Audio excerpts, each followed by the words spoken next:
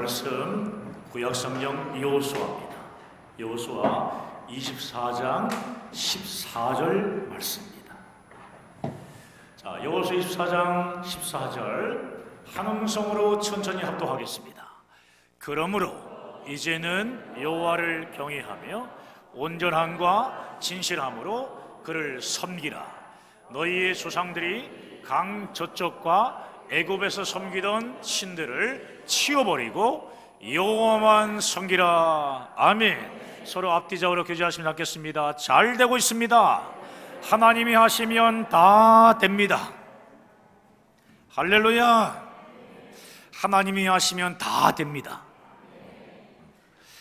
여호수아 24장은 여호수아가 죽기 전에 행한 마지막 비장한 설교입니다. 24장 전체를 해야 하는데 길이가 너무 길어가지고 가장 중요한 거 14절 말씀만 함께 읽었습니다.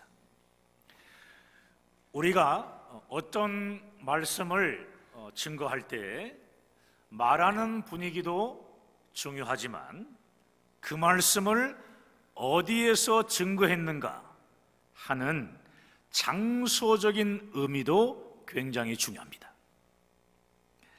여호수아의 마지막 설교가 행해졌던 장소가 어디냐면은 1절을 보시면, 자, 오늘 본문 1절 보시면 1절 앞에, 자, 1절 시작. 여호수아가 이스라엘 모든 지파를 어디에 모으고? 세겜에 모으라고 했고요. 자, 그리고 25절을 보겠습니다. 자, 25절. 자, 시작. 그 날에 여호수아가 세겜에서 백성과 더불어 언약을 맺고 그들을 위하여 율례와 법도를 제정하였더라. 그 날에 여호수아가 세겜에서 백성과 더불어 언약을 맺고 그들을 위하여 율례와 법도, 즉 율법을 제정하였더라. 세겜이라는 이 장소가요, 계속해서 강조되고 있습니다. 세겜이 성경에 제일 먼저 등장하는 것은 창세기 12장인데요 하나님께서 아브라함에게 복을 주셨던 장소입니다. 아브라함에게 이 땅을 내 자손에게 주리라는 하나님의 언약을 베풀었던 그 장소가 세겜입니다. 세겜. 그리고 가나안 땅에서 아브라함이 제일 먼저 단을 쌓고 하나님 앞에 예배 드렸던 곳도 세겜입니다. 세겜은 하나님과 이스라엘의 언약 관계로 시작된 가나안 땅이며 이스라엘 백성들이 자신들의 뿌리라고 생각하는 장소이기도 합니다. 창세기 35장에는 야곱이 모든 우상을 버리고 하나님께 전적으로 회개하며 예비하는 장면이 나와요. 야곱이 자신과 함께하는 모든 사람들에게 일어나 베델로 올라가 단을 쌓자고 하면서 하나님 앞에 모든 우상을 버리고 성결케 했던 그 장소도요, 이 세겜이라는 장소였습니다. 세겜은 이스라엘의 민족적 회개의 장소로도 상당히 의미가 있는 중요한 장소인 겁니다. 때문에 여호수아가 죽기 전에 유언과 같은 말을 세겜에서 한 것은 다 이유가 있는 것입니다. 사랑하는 여러분, 이스라엘 백성들에게는 의미 있는 장소가 세 군데가 있는데요. 세 군데가 있는데 첫 번째는 길갈, 두 번째는 실로, 또 마지막 세 번째는 새김입니다. 첫 번째, 길갈. 이 길갈이라는 장소는요, 새로운 피조물로 거듭나는 곳입니다. 새로운 피조물로 거듭나는 곳. 그곳이 어디라고요? 길갈. 이스라엘 백성들이 요단강을 건너고 난 다음에 지파대로 요단강 가운데 벗게 앞으로 나와가지고 돌을 하나씩 가져오게 해서 12개의 돌 기념비를 세운 곳, 그것이 바로 길갈이라는 장소입니다. 길갈. 요단강은 보통 죽음의 강을 의미하지 않습니까? 옛사람이 죽어 새로운 사람으로 다시 태어났다는 뜻으로 애굽에서의 모든 것이 다 죽고 이제는 새로운 가나안 시대를 의미하는 겁니다. 그러므로 길갈은요, 새로운 시작이라는 의미가 있어요. 오늘날 예수 믿는 사람들에게는 길갈은 어떤 의미입니까? 예수를 나의 구주로 믿어 하나님의 자녀가 되었다는, 하나님의 자녀로 다시 거듭났다는 중생이라는 의미를 나타냅니다. 외적인 것을 보게 되면요, 세례의 의미도 있습니다. 세례를 받는다 하는 것은 무엇입니까? 세례. 옛사람이 완전히 잠기고, 물이 잠기잖아요. 옛사람이 죽고 그리스도 안에서 새로운 사람으로 태어났다. 물에서 올라올 때 다시 태어났다는 신앙 고백이죠. 옛사람이 죽고 다시 태어났다, 거듭났다, 바로 그 세례의 의미죠. 그러므로 길갈은 구원받은 하나님의 자녀로서의 새로운 출발을 의미하는 겁니다. 새롭게 출발하자는 의미예요. 여러분 중에 아직까지 이 길갈을 경험하지 못한 분들이 있다면 그 무엇보다 먼저 예수 그리스도의 십자가 구원을 믿음으로 옛사람의 모든 죄짐이 다 사라지고 그리스도 예수 안에서 새로운 피조물로 거듭나는 길갈을 경험해야 하는 겁니다. 사망에서 지옥 갈 수밖에 없었던 사람이 예수를 믿음으로 영원한 생명을 소유하는 이러한 삶 자체가 완전히 바뀌는 구원의 역사가 반드시 있어야 한다는 거예요. 자, 두 번째로 길갈 다음에 이스라엘 백성들에게 아주 중요한 장소가 있습니다. 바로 실로라는 것입니다. 실로. 실로는 무엇입니까? 여호수아 18장 1절 이후부터 쭉 나오고요, 사무엘상 말씀을 우리가 읽어보게 되면은 사무엘이 실로에서 제사를 드리는 모습을 보이지 않습니까? 실로에서 이스라엘의 회막, 성경에 뒤에 막자가 들어가는 것은 바로 성막을 얘기하는 거예요. 이 성막이 세워진 곳을 실로라고 하는데, 실로, 이스라엘 백성들이 하나님께 예배 드리는 장소를 말하는 겁니다. 하나님 앞에 기쁜 마음을 가지고 예배 드리는 그 실로.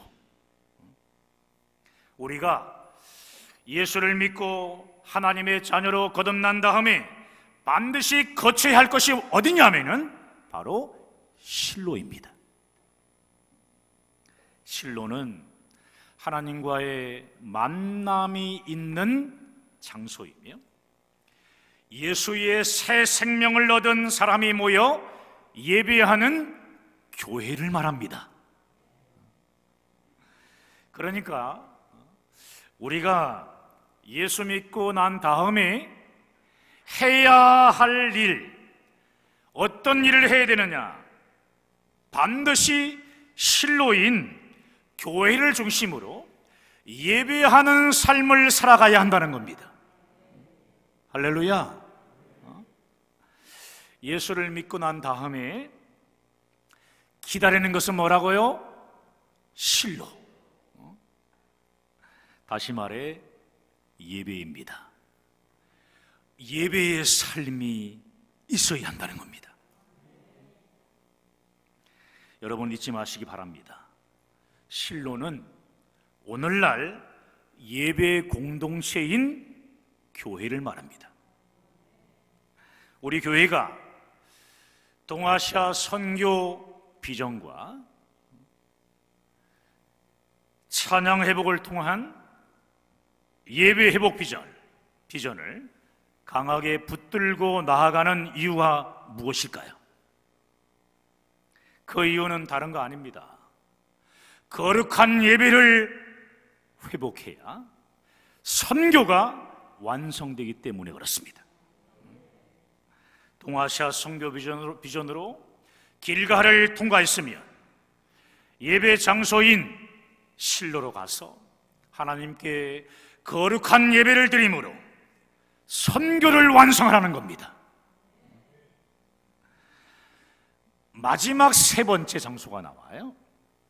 앞에서 말씀드린 세겜이라는 장소입니다. 세겜. 첫 번째는 뭐였어요? 두 번째는? 세 번째는? 그렇습니다. 이 세 가지는 꼭 잊어버리면 안 돼요.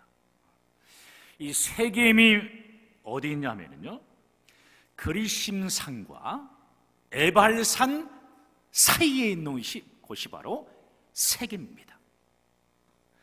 여러분이 잘 아는 것처럼 그리심산은 축복의 산이고요, 에발산은 저주의 산인데 이 중간에 있는 장소가 어디라고요? 세겜이라는 곳입니다. 그리심산과 에발산이 천국과 지옥을 의미한다고 한다면 세겜은 이 세상을 의미합니다. 세겜은 무엇을 의미한다고요? 우리가 살고 있는 이 세상을 의미하는 거예요. 우리에게는 이 세상의 삶인 세겜이 있다는 겁니다. 예수님의 십자가 복음으로 정복해야 할 세겜의 삶이 있다는 말씀입니다. 기독교 신학 가운데 세겜 신학보다 더 중요한 것은 없다고 저는 생각해요. 우리는 주님의 십자가 복음을 들고 세상인 세겜 속으로 들어가야 합니다. 우리 자체만으로 우리 교회 성도들 간의 잔치가 아니라 세상 속으로 복음을 들고 들어가는 것, 그것이 중요한 겁니다. 삶이 예배가 되는 하나님의 사람이 필요한 겁니다. 예수님도 승천하시기 전에요, 우리에게 유언과 같은 대사명의 말씀을 주셨는데, 너희는 세겜인 세상으로 가서 모든 민족을 제자 삼으라고 명령하셨습니다. 우리의 힘으로는 불가능하니까 사도행전 1장 8절에 오직 성령이 우리에게 임하시면 권능을 받아 세상 끝날까지 이르러 예수님의 십자가 복음을 증거하는 증인의 삶을 살라고 명령하셨습니다. 할렐루야. 세겜에서 어떠한 순종의 삶을 사느냐에 따라서 축복과 순종의 거리심산으로 갈 수도 있고요, 또 어떤 사람은 저주의 에발산으로도 갈 수도 있다는 겁니다. 사랑하는 여러분, 세상인 세겜에서 승리하는 법이요 무엇인지 아십니까? 하나님을 믿고 의지하면서 살아가는 거예요. 호흡이 다하는 그 시간까지 하나님의 약속의 말씀을 믿고 의지하며 사는 겁니다. 자기만을 위해서 살아가던 사람이요, 하나님을 믿고 의지하는 삶을 살게 되는 순간부터요, 복음 안에서 이웃이 보이기 시작해요. 구원받지 못한 불쌍한 이웃이 보이기 시작하고요, 나중에는 이웃과 민족의 경계를 뛰어넘어 가지고 세계 선교를 위해 삶을 살아가게 됩니다. 기도할 때마다 기도의 제목이 완전히 바뀌는 거죠. 그 전에는 우리 가족들만 위해서 기도하다가 점점 이제 기도의 제목들이 많아지게 되고, 지형을 넓혀서 이웃을 뛰어넘게 되고, 세계 선교를 위해 살기 위해서 나는 죽겠습니다, 힘을 다하겠습니다 하는 기도로 바뀌게 되는 거죠. 여러분은 어떻습니까? 항상 우리 가족만을 위해서 기도하십니까? 그럴 수도 있어요. 그럴 수도 있죠. 내 가정이 잘 되니까. 그런데 가정에 갇혀있게 되면은 나중에 그 안에서 벗어나기가 힘들어지더라고요. 그래서 우리 기도할 때 우리 기도 제목이에요. 하나님, 기도의 지경이 넓어지게 도와주옵소서. 그래서 권사님들에게 기도를 많이 요청하세요. 기도 제목이 별로 없으니까 기도를 많이 안 하는 거거든요. 우리 권사님들에게 지경을 더 넓히게 해달라고 기도 제목을 많이 주는 것, 그것이 여러분 사명입니다. 그리고 우리 권사님들에게는 엄청난 짐이 있어야 돼요. 기도의 짐들이. 할렐루야. 맨날 뒤에 가가지고 다른 말 할 것이 아니라 기도 제목이 없으니까 다른 말 하는 거죠. 제발 부탁합니다. 우리 집사님들, 우리 권사님들에게 기도의 사명을 많이 지게 하시기를 축복합니다. 우리 권사님들 두 손 들고 아멘. 그렇습니다. 여러분, 사람은요, 자기가 믿고 섬기는 대상만큼 자신이 커지는 거예요. 돌멩이를 섬기는 사람은요, 밤낮 어떤 생각만 할까요? 그렇습니다. 돌 같은 생각만 해요. 나무를 섬기는 사람은 밤낮 나무로 맞아 죽을 정도의 짓만 하고 삽니다. 그러나 보세요, 거룩한 하나님을 섬기는 사람은요, 하나님의 수준에서 생각하고 분별하며 하나님의 수준에서 헌신하며 영혼을 살리는 거룩한 사역자가 되는 것입니다. 그러므로 우리는 하나님의 수준에서 하나님의 시각을 가지고 세상을 바라보는 삶을 살아야 하는 겁니다.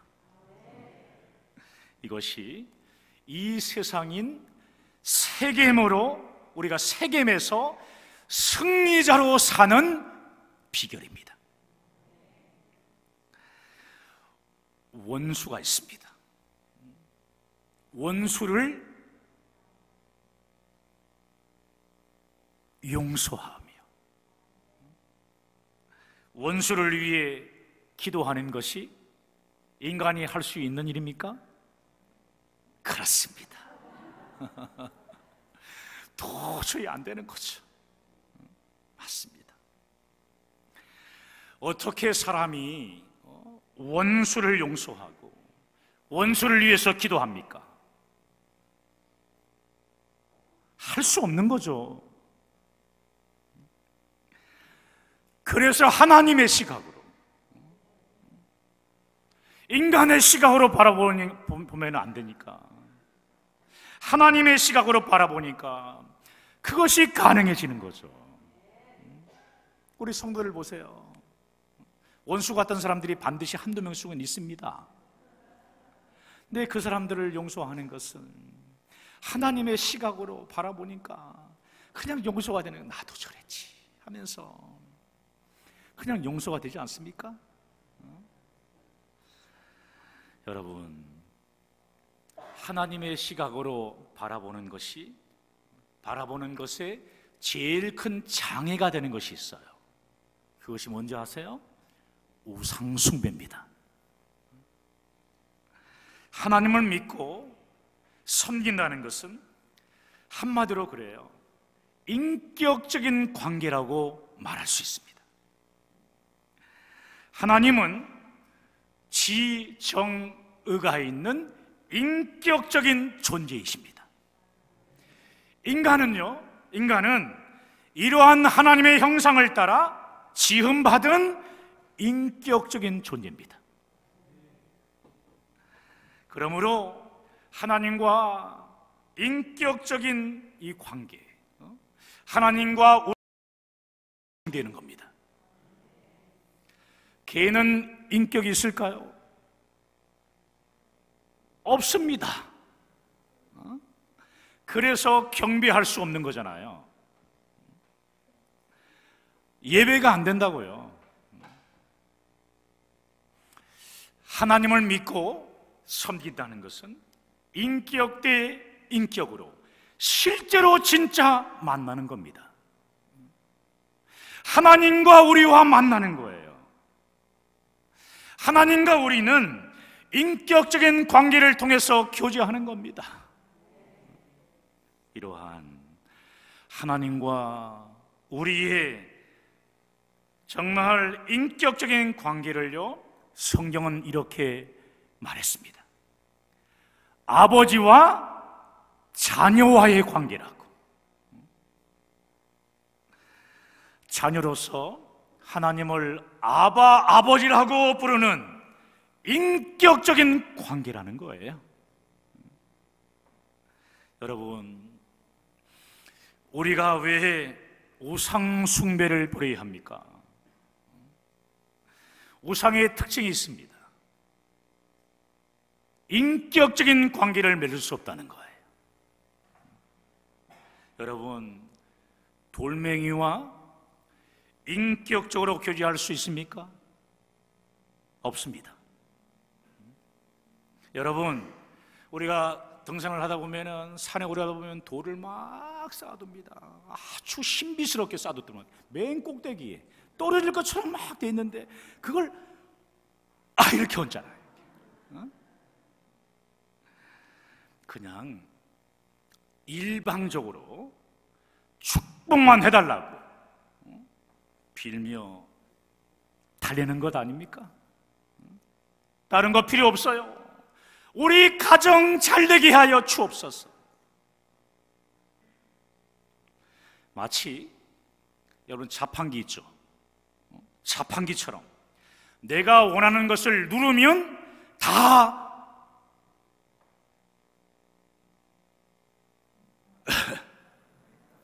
놓으라는 거예요. 다 내놓으라는 거예요.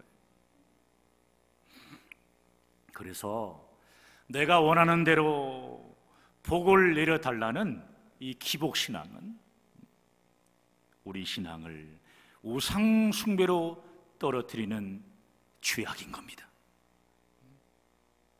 여러분, 우상 숭배는 하나님과 우리 사이의 인격적인 관계를 완전히 깨버리는 심각한 죄입니다. 그러므로 이 세상인 세겜의 삶에서 승리하기 위해서는 먼저 우상을 버려야 합니다. 하나님보다 더 사랑하는 것이 없도록 우상을 버릴 수 있도록 늘 기도하면서 우상을 버려나가야 하는 것입니다. 우상을 제거하고 하나님께 날마다 기도로 대화해야 하는 이유가 뭘까요? 인격적인 관계이기 때문입니다. 인격적인 관계이기 때문에 하나님께 예배하면 날마다 하나님과 동행하는, 한락하는 인격적인 삶을 사는 거죠. 인격적인 관계이기 때문에 하나님 아버지, 지금 펼쳐진 일을 보니까 심상치 않습니다. 제가 어떻게 해야 될까요? 제가 어떤 행동을 하는 게 가장 하나님의 마음을 움직일 수 있을까요? 하면서 때론 하나님 앞에 울기도 하고요, 또 우리 안에 있는 이 감정을 토로하기도 합니다. 그런데 마귀는 교묘하게 하나님과 관계해야 할 우리의 신앙을 우상으로 바꿔버려요. 아주 교묘하게 바꿔버립니다. 우상 숭배를 통해 하나님과의 인격적인 관계를 다 끊어버리는 겁니다. 이 세상인 세겜에서 사명을 감당하며 승리하기 위해서는 무엇보다 하나님과의 인격적인 관계가 회복되셔야 합니다. 할렐루야. 여러분, 믿음이라는 것이 무엇입니까? 믿음. 주님과 인격적으로 동행하는 것 아니에요? 주님과 내가 함께 걸어가는 거 아니에요? 인격적으로. 하나님은 우리와 인격적인 관계를 하시면서 세상을 살리는 구원의 도구를 통해 쓰시려고 저와 여러분을 불러주셨습니다. 그래서 우리와 같이 기뻐하시고요, 우리와 같이 눈물을 흘리신 분이 하나님이세요. 하나님은 우리와 인격적인 관계를 하시며 세상을 살리는 동역자로 우리를 불러주셨습니다. 그러므로 이 세상인 세겜에서 승리하려면 하나님과의 인격적인 관계 회복이 그 무엇보다 필요한 것입니다. 말씀 안에서 하나님과 인격적인 관계 회복을 하기 위해서 우리가 양육반을 하고 제자대학을 통해 가지고 양육과 훈련을 받고요, 셀 모임을 하는 이유가 무엇입니까? 셀 모임을 하는 이유는 인격적인 관계 훈련도 해 나가기 위함 아니에요? 이해가 되지 않는 사람이 우리 셀에 들어왔을 때 그 사람을 우리 힘으로 이해할 수 없으니까 관계 회복을 하기 위해서 우리가 기도하고 그 영혼을 사랑하는 마음을 가지고 달려나가는 거 아니에요? 먹는 거로 끝나는 겁니까? 어떻습니까? 하나님과 인격적인 관계를 온전히 회복함으로 우상 숭배를 다 버리고 오직 하나님만을 예배하며 영혼을 구원하는 성교의 삶을 살아가는 우리 인도사랑교회 모든 분들 되어지시기를 주님의 이름으로 축원합니다. 축원합니다. 오늘 말씀 붙잡고 함께 기도하시겠습니다.